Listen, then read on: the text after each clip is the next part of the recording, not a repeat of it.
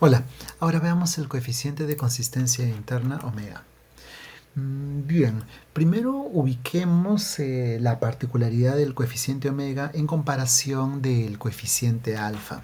Si nosotros utilizamos estos diagramas para ir reflejando el modelo de medición que subyace cada uno de estos coeficientes, vamos a encontrar que el coeficiente alfa responde a un modelo denominado modelo equivalente tau, en donde tenemos que los ítems, todos estos ítems o indicadores, están relacionados de la misma forma con el factor. Estas son las cargas factoriales. Entonces, cada vez que nosotros estamos calculando el coeficiente alfa, estamos asumiendo de que las cargas factoriales aquí son las mismas. ¿Ya? La relación ítem-factor, lo cual es una situación particularmente ideal, ¿verdad? Porque hay ítems que pueden estar pues representando un poco mejor o no necesariamente ir teniendo la misma relación con el factor claro. Lo ideal es que sean iguales, pero en la realidad, bien. Y bueno, aquí tenemos otro modelo denominado congenérico en donde sí se permite que estas cargas puedan ir siendo diferentes. Claro, otra vez, el ideal es que sean iguales, pero por lo menos, pues bueno, valores muy cercanos, pero pueden ser diferentes. Este es el modelo congenérico y es el que subyace el cálculo del coeficiente alfa. Entonces, veamos de que si acá con el coeficiente omega las cargas factoriales pueden tomar valores distintos, va a haber algún momento de que esta carga, la primera es igual a la segunda, o en otro momento la segunda igual a la tercera, o todas ellas iguales, y es que ahí se va a volver equivalente al coeficiente alfa. Por lo tanto, el coeficiente alfa va a ser un caso especial del coeficiente omega, o sea, un caso especial, un caso particular. Por lo tanto, el coeficiente omega va a ser un mejor coeficiente de consistencia interna, porque va a ser un poco menos ideal que el coeficiente alfa. Bien, entonces esa ventaja tenemos con el coeficiente omega, el cual es cierto que fue popularizado por McDonald en su texto del 99. Sin embargo, este ya había sido desarrollado 20 años antes por Yoreskov con el nombre de confiabilidad compuesta. Entonces, como recomendación para ir denominando a este coeficiente, principalmente coeficiente omega, ¿sí? Digamos, yo he escuchado que sí, a veces nos referimos a él como coeficiente omega de McDonald, pero también es innecesario el nombre. Innecesario y relativamente un poco injusto, porque McDonald, es cierto, lo popularizó en un libro. Pero este coeficiente ya había sido desarrollado antes por Yoreskov. Entonces, como se va haciendo en una mayoría de publicaciones, simplemente refirámonos a este coeficiente como coeficiente omega. ¿Cómo se calcula el coeficiente omega? Aquí lo tenemos. Básicamente depende de las cargas factoriales.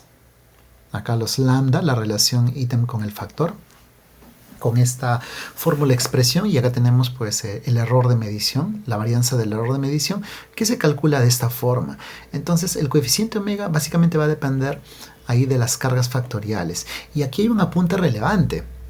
Para calcular el coeficiente omega tenemos que tener las cargas factoriales, y para poder tener las cargas factoriales tuvimos que haber realizado antes un análisis factorial confirmatorio. Y para poder haber realizado un análisis factorial confirmatorio que sea leíble, interpretable, debimos haber obtenido un buen ajuste. Un buen ajuste para más adelante, cuando veamos el análisis factorial confirmatorio, no va a ser de simplemente hacer el análisis factorial y ya, sino tenemos que buscar que haya un buen ajuste, que el modelo tenga coherencia en los datos.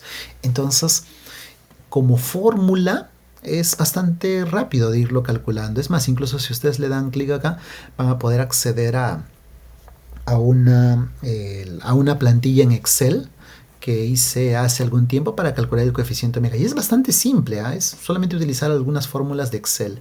O pueden entrar a esta página en donde, bueno, es como que esa fórmula en Excel está cargada en página web, y así que lo vas a poder ir obteniendo. Pero lo que quiero ir es de que, aunque esta fórmula sea bien fácil de implementar, el tema es obtener estas cargas factoriales. Necesariamente hemos tenido que hacer un análisis factorial confirmatorio, y estamos hablando de una técnica dentro del modelamiento de ecuaciones estructurales con su complejidad particular. Entonces no va a ser tan fácil obtener el coeficiente omega porque no siempre vamos a poder tener cargas factoriales. Por ejemplo, un análisis factorial confirmatorio para una estructura simple funciona con más de 200 casos. Entonces hemos tenido que hacer un análisis factorial confirmatorio con más de 200 casos e incluso haciendo consideración de la naturaleza o no ordinal de los ítems para poder hacer un buen análisis factorial confirmatorio. Entonces, el análisis factorial confirmatorio va a requerir numerosas decisiones para poder antes de ir obteniendo estas cargas factoriales. Esto lo resalto ahora porque más adelante, en una videolección, de aquí en unas 3-4 videolecciones, hay una crítica al uso, pues bueno, a veces al cálculo irreflexivo que se hace del omega. ¿Por qué? Porque necesariamente, y lo recargo por última vez, tuvo que haberse realizado un análisis factorial confirmatorio para obtener un buen cálculo de estas cargas factoriales. Bien, bueno, si le damos clic aquí, por ejemplo, vamos a ver, acá está. Aquí he abierto, le di clic y entré a este enlace donde ustedes pueden encontrar, descargar este aplicativo. Lo hice hace algunos años, en donde, bueno, con fórmulas simples, uno coloca acá es calculado acá el coeficiente omega y uno coloca acá los valores de las cargas y se va calculando. Entonces, ustedes pueden ver ahí cómo se está calculando el coeficiente omega, cambiando dependiendo los valores que aquí yo esté colocando. Se está anotando aquí. Y bueno, incluso acá tenemos el omega para errores correlacionados, pero bueno, eso ya va a ser parte de otra videolección. Bien, ahora, eso es uno.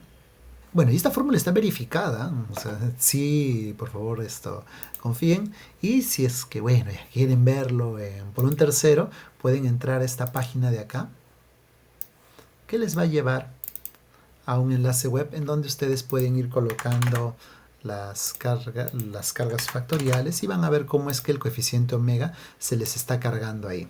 Hagan el experimento, pongan acá sus valores, colóquenlo también en este enlace que les estoy colocando y van a ver que es el mismo valor.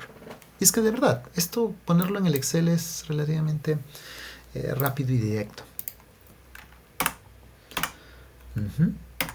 Listo, entonces esos son los apuntes con el coeficiente omega. Y otra última cosa es de que este coeficiente omega, por la deducción de esta fórmula, vamos a considerar un conjunto de supuestos. Y esos supuestos es, por ejemplo, no tener covarianza entre errores y estamos hablando de una estructura unidimensional. Y bueno, este coeficiente, así como el coeficiente de consistencia interna alfa, también es sensible al número de ítems. Y eso sí es bueno. Es bueno quizás acá hacer el ejercicio. Miren, uno puede tener, por ejemplo, acá las cargas factoriales de 0.80 y vean lo que le pasa a la consistencia interna. ¿Ven? En la medida de que aumento el número de ítems, el coeficiente omega va siendo más grande. Entonces tiene la misma sensibilidad que tiene el coeficiente alfa, por si acaso. O sea, va a depender de la cantidad de ítems. Miren lo que pasa en la medida de que vamos restando ítems. Entonces eso por si acaso también. Pero bueno, igual, el coeficiente omega sigue siendo una muy buena alternativa, mejor que el coeficiente alfa. ¿Por qué es mejor el coeficiente omega que el coeficiente alfa? Y vamos a recalcarlo. Porque sus condiciones son menos ideales. Un punto más realista se podría decir, aunque igual no son modelos de medición. Eso. Y lo otro, y otro en comparación también, que no está mal acá que les comente. El coeficiente omega, al ser un cálculo un poco más fino de la consistencia interna, porque acá el coeficiente alfa acá el coeficiente alfa es, digamos, están más, vamos a decirlo así, restringidas las cargas factoriales. Entonces, por ejemplo, si el coeficiente alfa resulta de un valor de 0.80, muy probablemente que el coeficiente omega va a salir, bueno, no es probable, es una realidad, va a salir más grande, 0.81, 0.82, 0.83, 0.84, ya dependiendo un poco de qué tan diferentes sean estas cargas factoriales. Sí, entonces eso como último apunte. Muy bien, gracias.